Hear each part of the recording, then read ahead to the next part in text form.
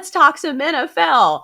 And let's head to the AFC and pose this question, KJ. Which AFC playoff team does not make the playoffs this year? We've got the Bills, the Bengals, the Titans, the Chiefs, the Raiders, the Patriots, and the Steelers. Of those teams, do you think one of those teams is going to be left without a postseason? Absolutely. And I say it loud and I say it proud that you will not see the New England Patriots in the playoffs this year.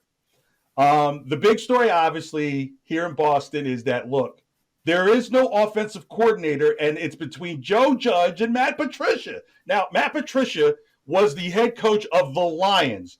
If there's nothing about infertility when it comes to offense, it was the Lions. Matt Stafford got out of there and won a championship his first year out of there. That tells you how bad they are. Joe Judge, Mr. 3rd and 8 sneak from the 2. Jeez. 31st in offense his 2 years with the Giants. Neither one of these guys have ever called a play on the offensive side of the ball in the NFL.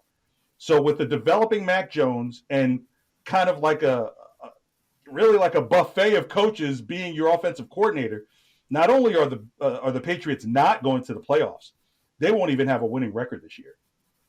Well, this has been the that's been floating around is that there are players, veteran players on the Patriots who are saying that they don't like where the offense is headed.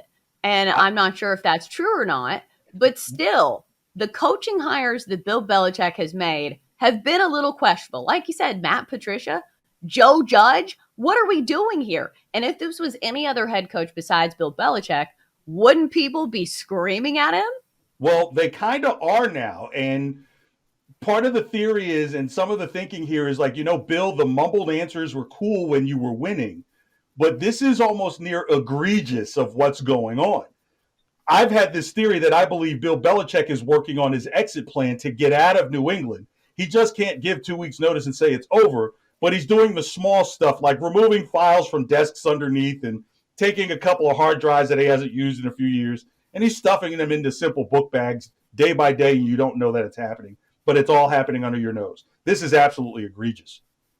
It's just, this is not what you want to see when you are a second-year quarterback like Mac Jones, who is hoping to further his development. Because I will say, it was a nice first year for Mac Jones, but it was a team that kind of ended this season on a low note. And a lot of it at the hands of the Dolphins. For some reason, Miami has their number.